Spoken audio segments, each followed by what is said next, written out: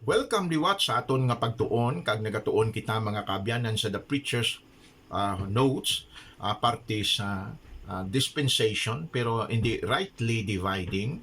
Kaya ang hambal ni Paul, we need to rightly dividing kundi nga kung isa tiko na nga dividing, no? Nga sa diin hyper nga pag-divide sang pulong sang Dios. Kinhatag ko sa inyo sa ligad naton nga pagpahayag ang anom ka points sang ginatawag nga hyper-dispensationalist o condispensation. Kag ang isa sini si Paul kuno amo ang first in the body of Christ. Ang text mga kabyanan, howbeit for this cause I obtain mercy, that in me first, siling ni Paul, Jesus Christ might show forth all long suffering. Why man galing ginahambal sang sina nga text ni Paul? That in me first, that I am the first in the body of Christ. Wala. Kundi ang hambal dira, that si Paul amo nga una gid nga nakabaton sang kaluoy, that in me first, Jesus Christ might show forth all long suffering for a pattern. So katingalan manigaling parivis system, no, mga libro nga nagalapta sa aton subong, nagatudlo nga sa Acts chapter 9 nagsugod ang church. Si Bollinger nagatudlo ya nga hindi sa Acts chapter 9 kundi sa Acts 28 pa magasugod ang church siling nila. Si O'Hare nagatudlo nga sa Acts 18 nagsugod ang church. So nobody, wala anay isang lawas body of Christ until Paul. Ang pamangkot, is that biblical true? Nga wala sing church, which is the body of Christ, tubtob nga si Pablo naluwas? Okay? Di nagsugod ang gospel. Ha?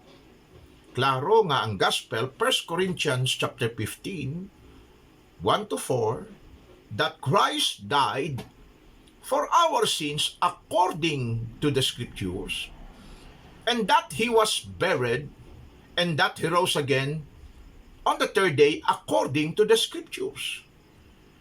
So ang gospel nagsugod sa death, burial, and resurrection of the Lord Jesus Christ. Amo lang na ang nanamian ko sa mga hyper-dispensationalists because si Paul ang gintuduhan nila sunod. So they got the gospel right. So mahambal sila nga ang aton gospel subong is by grace through faith, gaising kita amen.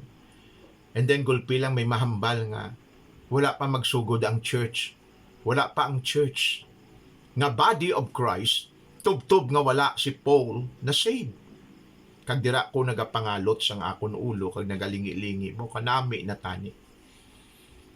So sa ila pagtudlo nga ang church, ang foundation sang church is the Apostle Paul.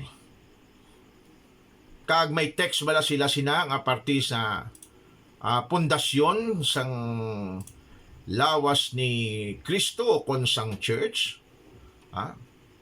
So siling nila, klaro na, Pastor White, nga si Paul amo ang foundation, no, sang church. 1 Corinthians 3 verse 10 ang ila nga pagabasahon.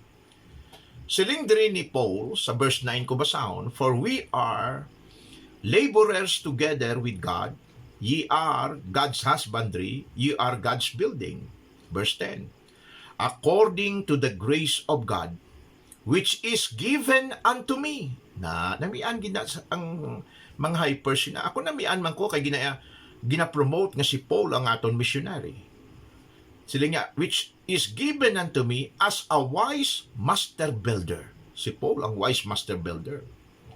I have laid the foundation, and another buildeth thereon, but let every man take heed how he buildeth thereupon. Yeah, you see, Pastor White? Siling ni Apostle Paul, niya, I have laid the foundation. Si Paul amo ang foundation sang church. Tugtog nga wala pa masave si Paul, wala po sang church, so meaning, kaya ang church meaning is the body of Christ, wala pa ang body of Christ. There was no body of Christ until the Apostle Paul got saved, because the Apostle Paul is the wise master builder. He laid the foundation, another buildeth thereon. Nagsugpon lang kitaya kay Paul. That's good. Galing, kung pamatian kong ilalibro, hindi final authority ang ilalibro eh. Ang ako niya nga final authority is the King James Bible 16:11. That is why nga ang ini nga mga hypers, kung magsiling sila nga si Paul hindi among authors sang Book of Hebrews, kag ako niya basahan sa King James Bible nga si Paul amo ang nagsulat sang Book of Hebrews, then ako yan magatuo sa pulong sang Diyos, hindi sa pulong sang tao. Is that fair? I think so. So tuod na nga nagamba si Paul sa verse 10 that I have laid the foundation and another buildeth thereon, but do not give private interpretation nga ang foundation nga na amo ang ginatawag nga body of Christ.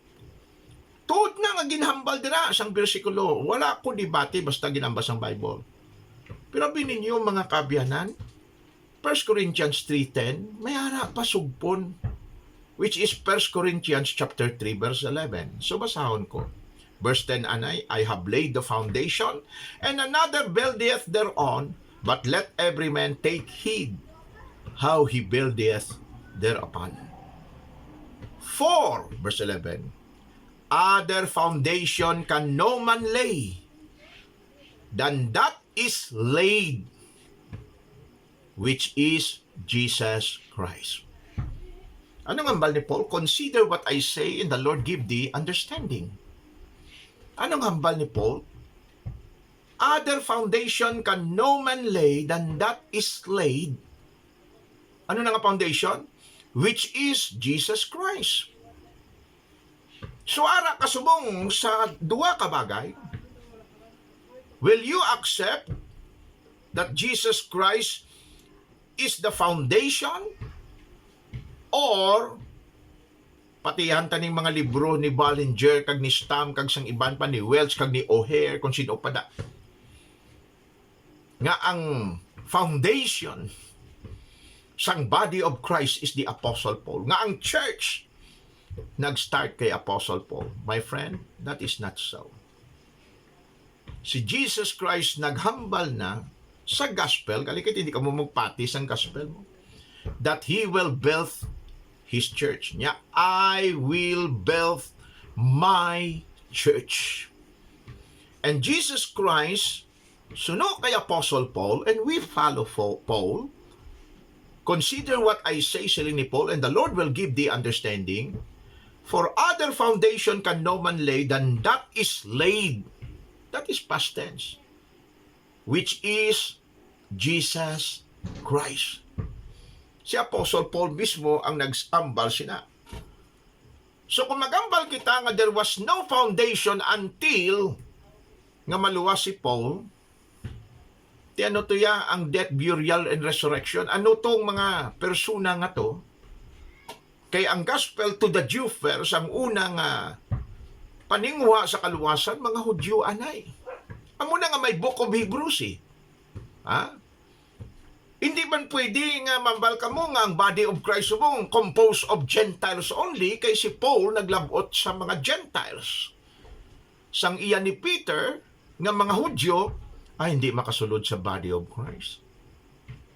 My friend, we need to learn the Bible. Tubtob naman sa sunod naton nga program, we will continue our study. Sa subong, tunan naton ini kag pamalandungan.